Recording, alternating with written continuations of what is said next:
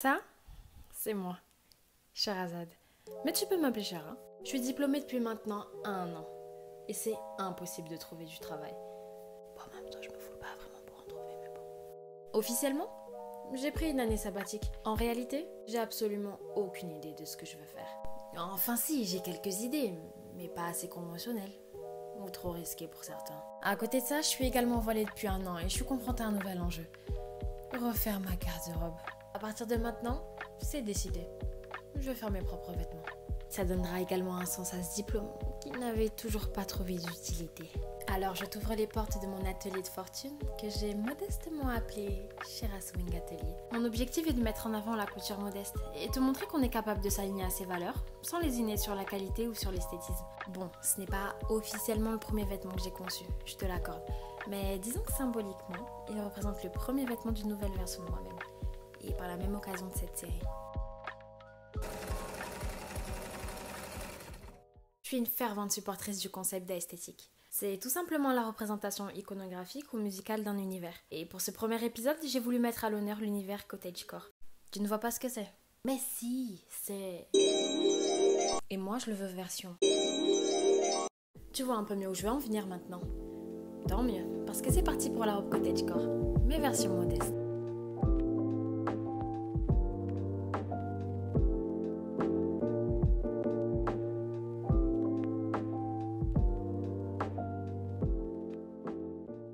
Je vais partir d'une base qui va ressembler à cela. Et de cette base-là, je vais faire ce qu'on appelle la transformation pour arriver au résultat final. Ce qui en noir va représenter le corsage de base que j'ai montré précédemment, à savoir cela. Donc là, en l'occurrence, des petites manches, un haut, qui est tout simplement un carré, et des bandes comme ça qui vont être les manches nouables pour le dessus. Et pour la jupe, j'ai décidé de ne pas faire de patron, mais d'y aller un peu au feeling. Voilà, on verra ça.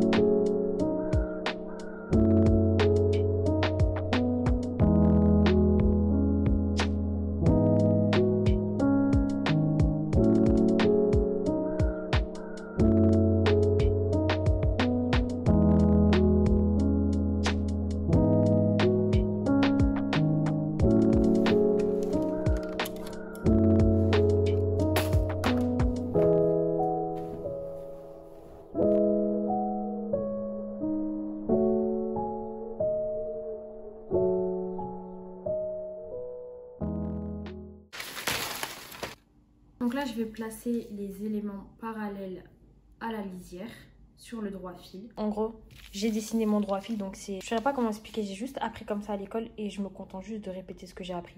Il est préférable de le placer sur le droit fil pour que ce soit d'aplomb, pour que voilà, les vêtements soient d'aplomb. Là, la lisière, c'est les rebords en fait qu'il va y avoir sur le tissu, généralement comme ça. On va placer justement le patron parallèle à cette lisière-là. Je vais faire ça avec tout et épingler avant de couper. Bon, du coup, j'ai réépinglé comme il se devait parce que j'avais oublié de le faire au pli. Si tu le sais pas, généralement, on va travailler avec le demi-vêtement. Ça va être beaucoup plus simple et bien évidemment, ça se fait avec des vêtements qui sont symétriques. Quand c'est asymétrique, c'est pas pareil sur le côté droit, sur le côté gauche. On va travailler sur tout le vêtement, mais là, on le fait sur le demi. Donc, j'ai dû plier le tissu en deux, toujours parallèle à la lisière. Donc là, on a le dos, le devant, la petite bande qui va être devant, enfin le petit bandeau qui va être juste au-dessus de ça et ça. Et une des... Comment que ça s'appelle? En forme. Voilà. Je ne sais pas ce que je fous ici. Donc, je vais commencer à couper.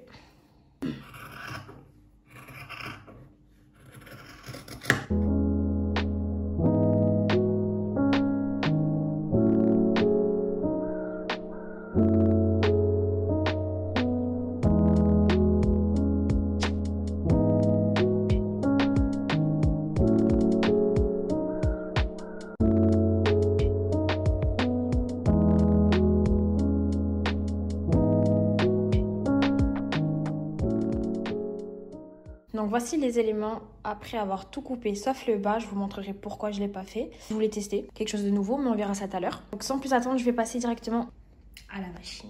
Du coup, avant de commencer toute chose, la première chose à faire, c'est de définir qu'est-ce qu'on doit faire en premier. Et il faut être assez logique de sorte à finir avec le moins contraignant. Par exemple, je peux pas faire les manches tout de suite parce que j'ai besoin que le vêtement soit monté un minimum avant de pouvoir les mettre. Et à l'inverse, je peux pas finir par le devant parce que j'ai besoin qu'il soit là avant de faire autre chose. Il s'agit de définir les priorités, enfin ce qu'on va assembler d'abord et qui va nous permettre de pouvoir assembler le reste. C'est un peu comme un puzzle finalement. Je vais commencer avec les enfants.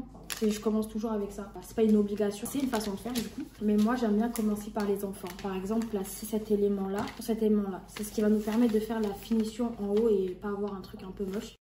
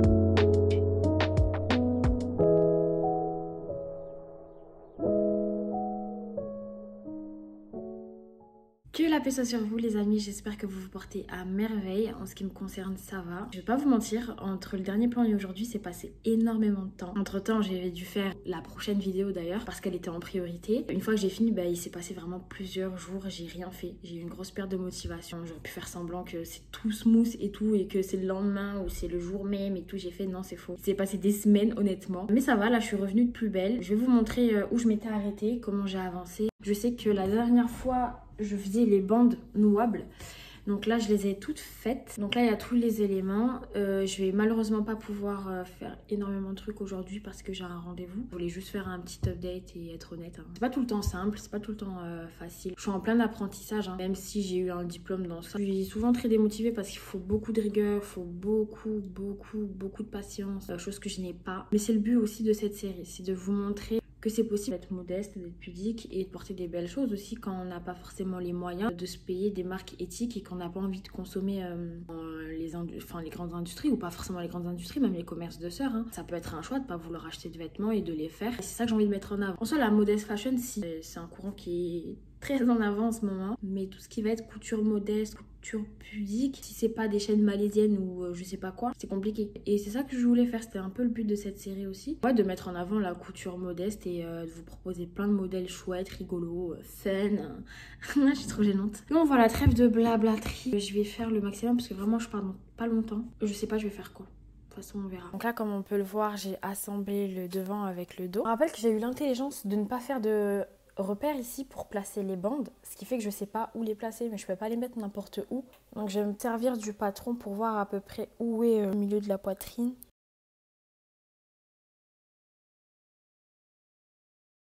Du coup là, ce que je vais faire maintenant que j'ai mes petites entailles qui sont faites, et je vais prendre les repères que j'ai fait et je vais venir placer la bande tout simplement. En fait, vous voyez, j'ai fait des trous sans faire exprès. Et j'ai dû repiquer pour les fermer et c'est trop moche. Donc, please de ne pas en tenir rigueur.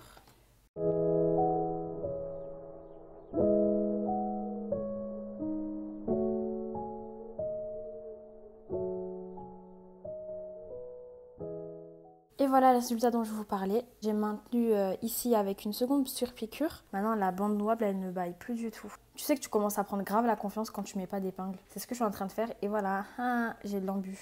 Super. Je sais vraiment pas quoi penser de tout ça. Quand je vous dis il fait sombre, Ouf. Moi aussi, je sais pas pourquoi j'allume pas les lumières. J'ai l'impression qu'on est en hiver. Dire qu'on est en juin. Et B, voilà à quoi ça ressemble.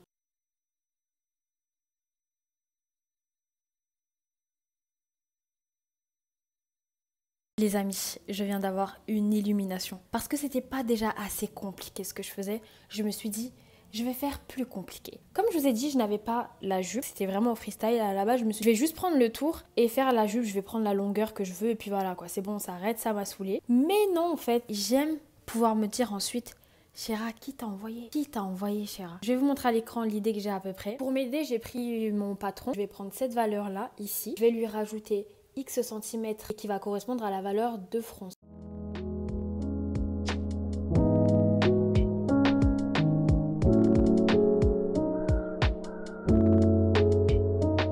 Je me sens tellement professionnelle en fait de couper sans patron et tout juste à la craie. Mon rêve, je vis mon rêve là. Même en ayant une ligne droite, je suis pas foutue de couper droit.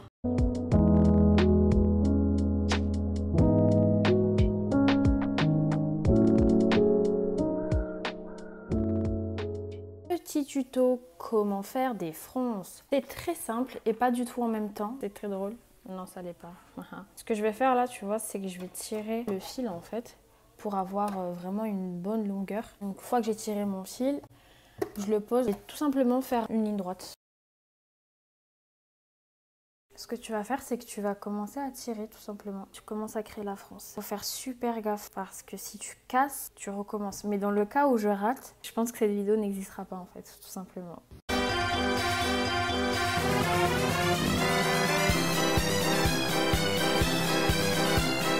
L'erreur bête est arrivée, fallait que je la fasse. J'ai piqué à l'envers. Voilà! Merci, c'est tout pour moi. Cette vidéo est terminée. Pour que vous voyez bien l'étendue du bail. Donc ça, c'est le haut. Voilà, haha, super. Et voilà en fait ce que j'ai fait. Je sais pas comment à ce stade on peut faire des erreurs aussi... Ah, je suis vénère. Je suis trop vénère. Je crois là, pour ma santé mentale, je vais juste laisser refaire demain en fait. Ici Chéra au rapport. Donc du coup là j'ai repris aujourd'hui. Bah là je l'ai bien fait, ça va. J'aimerais montrer avec fierté mon raccord s'il vous plaît. C'est ce qu'on appelle un raccord de qualité. Merci. Et parce que vous l'avez pas assez vu. Bref. Donc il me reste le deuxième à mettre que voici. Le deuxième il est là. J'ai déjà fait la finition en bas parce que généralement c'est ce qui m'énerve le plus. Maintenant donc il y a un petit... On fait semblant de pas voir, ok? Super. Donc j'ai fait un rempli vraiment rapide parce que j'ai été trop fatiguée de faire un ourlet. Il me reste les finitions des manches. Je sais pas encore ce que je vais faire. Je sais pas si je fais un rempli parce que j'ai la flemme. Je sais pas si je mets un élastique pour que ça fasse un effet un peu froncé. Je sais pas. Je vais voir. Et puis voilà, petite update avant la fin. On arrive à la fin de ce vêtement. Je vais poser ça et on se retrouve juste après.